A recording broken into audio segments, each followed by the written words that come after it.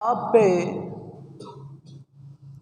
سینکڑوں ہزاروں صحابہ کے خون کی ندیاں بہی ہیں۔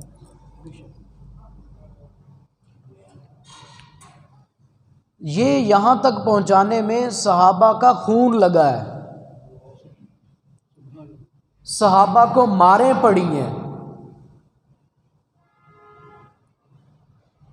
کہیں تو کسی صحابی کو انگاروں پہ لٹایا جا رہا ہے، انگارے پہ لیٹ کے اس قرآن کی حفاظت کر رہا ہے، اور کسی کو گرم تپتی ہوئی ریت پہ لٹا کے گھسیٹا جا رہا ہے، لیکن گرم ریت پہ لیٹ کے اس قرآن کی حفاظت کر رہا ہے۔ اور کبھی کسی خاتون کی آنکھیں نکالی جا رہی ہیں، حضرت زنیرہ رضی اللہ تعالی عنہ، کافروں نے اس کی آنکھیں نکال دی، آنکھ کا ڈیلا نکال کے ہاتھ پہ رکھ دیا۔ ابو جہل کہنے لگا، جا جو تیرا نبی ہے اس کو کیا، اس کو جوڑ کے دکھا دے۔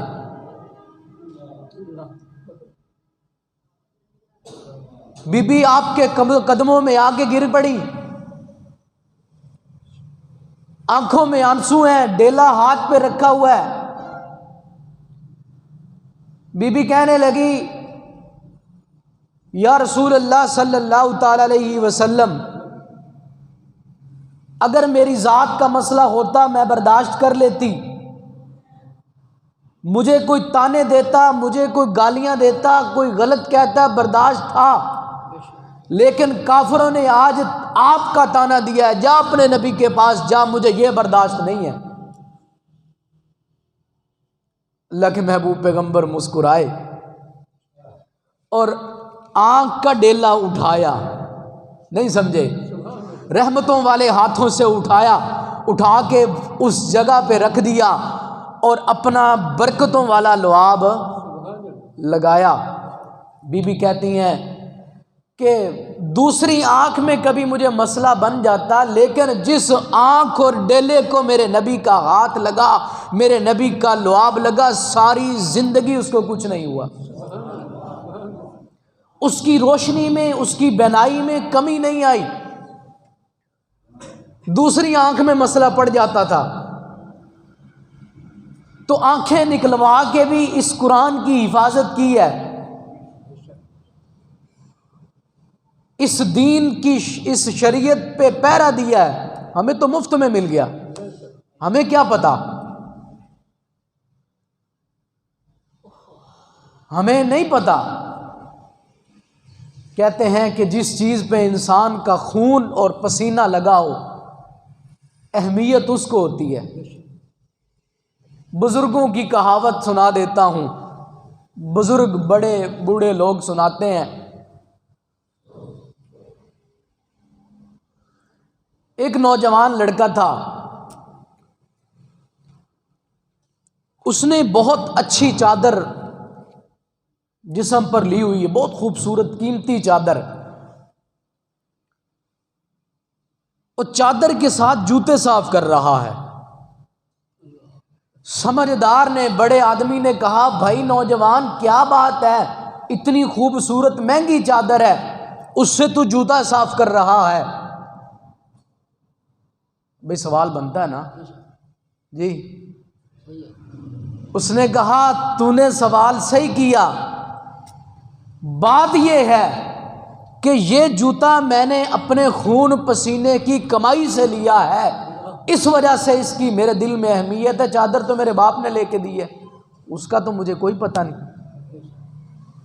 یہ کہاوت بڑے بوڑھے لوگ بزرگ سناتے ہیں، حقیقت ہے یہ، حقیقت بات یہی ہے کہ جس چیز پہ انسان کی محنت اور خون پسینہ لگا ہو،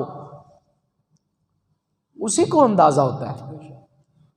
اب باپ کے دھکوں کا اس کو نہیں پتا کہ باپ نے کتنے دھکے کھا کے، کتنے لوگوں کی گالیاں جھیل کے، کتنے لوگوں کی جھڑکیں جھیل کے تیری خاطر اس نے چادر لی ہے، اس کو یہ اس بات کا اندازہ نہیں ہے، اس کو اپنا اندازہ ہے۔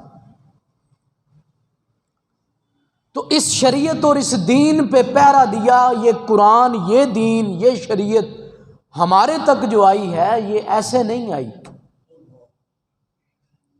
پوچھیں ذرا ان سے جا کر، آج بھی ایسے ممالک موجود ہیں جہاں پر ان کو قرآن کھولنے کی اجازت نہیں ہے، نماز پڑھنے کی اجازت نہیں ہے. دیکھا نہیں آپ نے بیت المقدس؟ اسرائیل جو ہے نماز پڑھنے کے لیے نمازی آتے ہیں، فائرنگ کر دیتا ہے. دیکھا نہیں آپ نے اخباروں میں جو ہے موبائل پہ انٹرنیٹ پہ سارا آپ دیکھتے ہیں. نماز پڑھنے کے لیے مسلمان آتے ہیں، اب فائرنگ ہو جاتی ہے، گولیاں چل جاتی ہیں. آئے نماز پڑھنے کے لیے، اب شہید ہو کے جا رہے ہیں، جان دے کے چلے گئے. تو قدر ان کو ہے، ہمیں قدر نہیں ہے. حقیقت جانیے، ہمیں قدر نہیں ہے.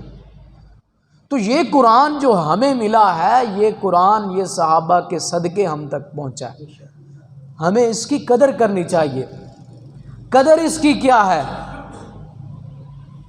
ایک ہے ہماری قدر، اپنی قدر بھی میں بتا دوں نا.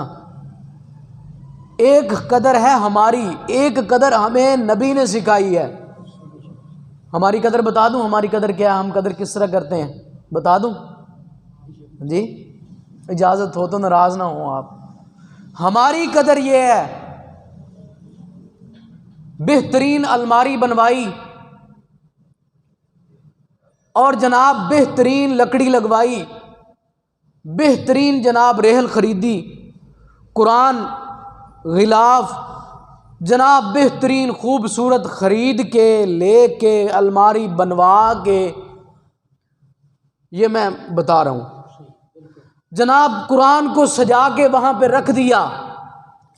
سارا سال گزر گیا، قرآن پہ مٹی پڑ رہی ہے، قرآن کا غلاف گندا ہوا پڑا ہے، گرد آلود ہے، جالے لگ گئے، اور قرآن رو رو کے کہہ رہا ہے مجھے بھی کوئی اٹھائے، مجھے بھی کوئی ہاتھ لگائے، مجھے بھی کوئی چومے، میری بھی کوئی صفائی کرے. قرآن کی کوئی نہیں سنتا. سال کے بعد کہتے ہیں پورے گھر کی صفائی ہونے چاہیے. سال کی ساری نحوست ختم ہو جاتی ہے، سارے گھر کی صفائی ہوئی، قرآن وہیں پڑا ہے. بس ٹھیک ہے جی قرآن پڑھا ہے. یہ ہماری قدر ہے. ہماری قدر کیا ہے؟ جھگڑا ہو گیا، لڑائی ہوگی، دو خاندان کو آپس میں ٹکر ہو گئی.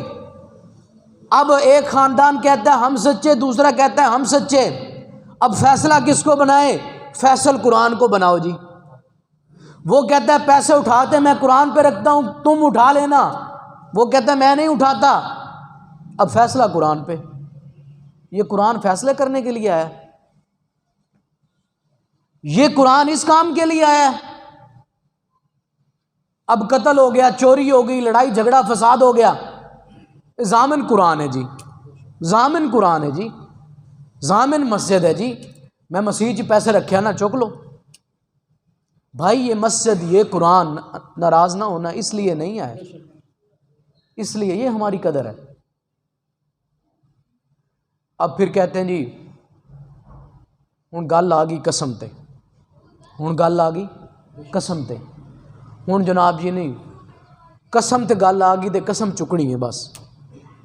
کئی اللہ معاف فرمائے ہم نے اپنی آنکھوں سے دیکھا سنا ہے، نعوذ باللہ معاذ اللہ، ان کو قرآن کی اہمیت کا پتہ نہیں، قرآن کی قدر کا پتہ نہیں، جھوٹی قسمیں اٹھا رہے ہیں، جھوٹا قرآن اٹھایا ہے عدالت کے اندر. اب فیصل قرآن ہے، جھوٹا قرآن اٹھا کے پھر کیا ہوا؟ سارا خاندان تباہ ہو گیا، سارا خاندان تہس نہس ہو گیا، کاروبار ختم، کاروبار زیرو، گھر کے اندر لڑائی جھگڑے فساد، ہر وقت جناب لڑائی جھگڑا، بے سکونی ہے، بد امنی، بے چینی ہے. اب اس کو پتہ نہیں ہے کہ قرآن کی قدر کیا ہے، قرآن کی اہمیت کیا ہے. سچا جھوٹا میں اٹھا رہا ہوں، اٹھا دیتے ہیں بس ٹھیک ہے. تو بھائیو آج کے جمعے کا میسج اور پیغام یہی ہے، یہ جو قرآن کریم ہم تک پہنچا ہے بڑی قربانیوں کے ساتھ، یہ فیصلہ سنانے کے لیے نہیں آیا کہ لڑائیاں ہو جائیں جی فیصل قرآن ہے، جی جو بھی بات ہو جائے جی قرآن ہے، ویسے قرآن کو اٹھانا نہیں ہے۔ یہ ہماری قدر ہے، ایک قرآن کی قدر آپ سرکار نے بتائی ہے ہمیں، وہ بھی بتا